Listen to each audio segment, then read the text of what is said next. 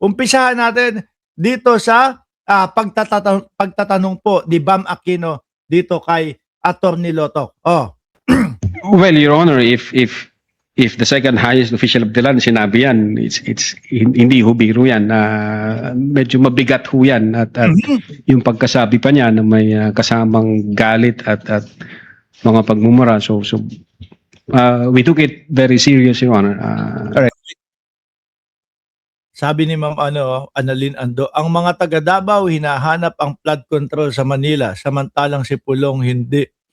Hindi, tsaka naghahanap sila ng flood control sa Maynila, sila itong binabaha doon. No? Hindi ko naman po kayo pinagtatawanan dyan. Sana ay kayo ay nasa maayos pa din. Kaya lang, dapat yata wag kayong magbulag-bulagan dyan. Kayo yung nakakaranas ng pagbaha dyan, asikasuhin nyo, yan Davao, okay? At asikasuhin ninyo yung inyong mga mahal sa buhay na wag mapahamak sa baha. Ngayon ano po ang sinabi ni Jeremy Lotok dito mga kababayan? Nakababahala, no? Na marinig mo yung mga ganong pagbabanta galing sa ikalawang Pangulo. Ibig sabihin po mga kababayan, galing sa pangalawang pinakamakapangyarihan po sa ating bayan. Ano? Tapos, maaalala pa natin, merong mga history, di umano, merong mga balita na napapanood tayo na yung pamilya nila merong mga pinapatsugi. Di ba? Nung nakaraan, ilan daw po sa kamay ng pamumuno ng dating Pangulong Duterte, 16 hanggang 19 na libo daw ho, mga kababayan, di umano, yung mga natsugi nang hindi nakakuha ng tamang proseso ho. Dahil doon sa oplan tokhang-tokhang nila. Ngayon, ano iisipin natin? Naku po, nagbanta ang Vice Presidente, pangalawa sa pinakamataas, no, at makapangyarihan sa Pilipinas. Tingin niyo po ba hindi kayang gawin? Kung si Mark Ramos ang magsasalita nun, kumbaga yabang lang ho yun. At for sure, madami ang hindi maniniwala na kaya ko gawin iyon. Pero, Vice Presidente, tapos meron silang history ng mga ganun. Tsaka pangalawa ho, mga kababayan, Presidente ang target. Ulo po ng ating bayan, mga Boss Chief Amo, sir. Di ba? Presidente, hindi lang po basta-basta Mark Ramos, hindi lang po basta-basta MacSafe ang ipapayari. Presidente po natin, mga kababayan. Tuloy natin. I have a question for the defense. Sa lahat ng mga sagot ninyo, Attorney Vinluan, parang hindi ko nakita na tinanggi ng inyong kliyente o ng depensa na may nakausap ang Vice Presidente na tao para gawin yung mga bagay na ito. Tama ba? Wala ito sa mga sagot ninyo? We deny that, Your Honor. You deny? That is not accurate, Your Honor, and we will present evidence. Kadali, dininay. Itong si Binluan, kung di ako nagkakamali, ang nagsabi din. Na kaya daw, nasabi ng Vice Presidente po, mga Boss Chief Amo, sir, yung pagbabanta na yon ay kasi daw mayroong Oplan Romanov. O meron daw pong banta sa buhay ng pamilya. Kaya daw nasabi ni Sara Duterte yun sa katauhan ng bilang isang ina, bilang isang asawa, bilang isang may pamilya, at hindi daw po bilang isang Vice Presidente. May pag-amin sa ganun, di ba? Hindi direktang inamin, pero kapag ka sinabi mo, kaya po nasabi yun na may direct, may indirect na pag-amin ho, mga kababayan. O tapos ngayon, di-deny nyo. Or counter evidence. Okay, so let me clarify. Sa lahat ng sagot ninyo so far, hindi pa nyo tinatanggi ito, pero in your time presenting evidence, you will deny that there was a person contracted by the Vice President. Your Honor, to clarify, I don't understand, Your Honor, when we were asked, but In your answer, you have an answer. There is an impeachment. Hindi lang. Parang kinakabahan itong si Binluan. Ito yata yung tingin ko ito sa mababato ng laptop Ma'am Juby Arguelles, salamat po sa inyong pagiging subscriber ng channel na ito.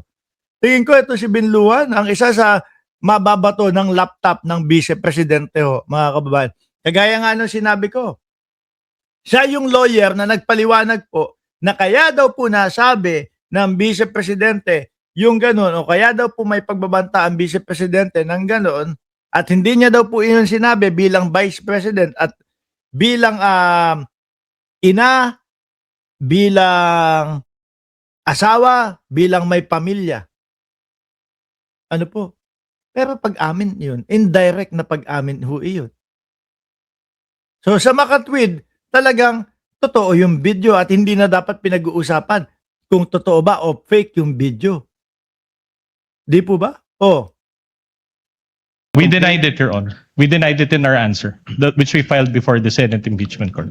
You denied it in your answer? Correct, Your Honor. mahihilo ang taong bayan dito. You deny na may kinausap pero ang sinabi mo naman do is, eto mga kababayan, ipapakita ko sa inyo. Hope sana makuha agad natin at hindi lumayo, no? Kasi baka ito. Si Binluan din. Oh. Ang nagsabi, mga boss chief mo sir, si Mark Binluan, kapangalan ko pa pala to. Ayan, ito yung mismong sinabi niya. Ibabalik natin kay Bam Aquino. Ayoko lang nang nagsasalita ako dito nang wala tayong katibayan. No? Sa umano'y mga banta ni VP Sara daw. Oh. When VP Sara uttered those words, no, she was not responding as Vice President. No? But Sara Duterte, the wife, the mother, daughter, and sister who only sought to protect her own.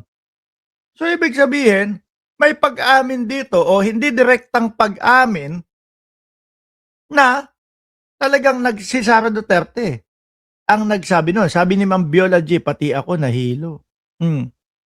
Diba? Kung dito, sinasabi mo na sinabi yon ni Sara Duterte bilang isang magulang, ina, asawa, tapos diyan sasabihin nyo naman na i-deny ninyo. Nakakalito kayo. Malilito sa inyo lahat ang taong bayan. Sabi ko nga ho sa inyo mga kababayan, tingin ko naman po, etong depensa ni Sara Duterte, matatalino ho ito. Hindi naman po aabot sa punto na sila yung kukunin at pipiliin po para idepensa ang Vice Presidente. Kaya lang, mga bossing, sa sitwasyon na kinaharap ng Vice Presidente, lalong-lalo na dito sa impeachment, mahirap ipagtanggol. O tuloy natin si Bam Aquino, ha? If I remember correctly, ang nabanggit doon ay freedom of expression. Was there an exact statement there na hindi totoo na meron ngang kinontrata ang o kinausap ang Vice Presidente para gawin ito? Isa pa yun, makakadagdag.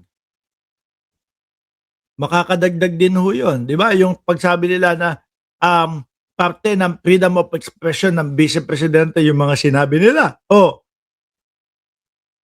Mahihirapan talaga itong mga ito. Maintain our position that we denied it, Your Honor. Okay. It is there in our answer. Mr. President, I don't want to take up... Yari, Tingin ko ho mga kababayan, ito talagang si Binluan, no? Namumuro na baka kung talagang nambabato ng laptop ang Vice Presidente, ngayong gabi po, baka nandyan sila sa meeting, siya na yung nagkakamot ng ulo. Baka iwas-iwas, sir. Kailangan bilisan mo yung pag-iwas. Dahil mabilis ang lipad ng laptop. Time, but I do wanna check the official records and look for this because I don't remember seeing that in any of your answers, Mr. At saka ang Vice Presidente ho, mga kababayan, kung maalala nyo, no, ipinagtatanggol niya din ang kanyang sarili. Alam ko meron tayong video para doon sa Vice Presidente ho, mga bossing. Nasaan ba yun? Pero mamaya, hanapin natin, okay? Your Honor, all allegations were denied. It's a general denial, a blanket denial. There were, that was the general denial, and there were also specific denials. Okay, we'll take a look, Mr. Presiding Officer. Hanapin natin to with, and if I may come back to this once we take a look at the records, Mr. Presiding Officer. Nahilo na, mga kababayan. Nataranta na ang depensa ng Vice Presidente. Ito pa ho, mga bossing. Si Risa Ontiveros naman ho, mga kababayan. Ano po?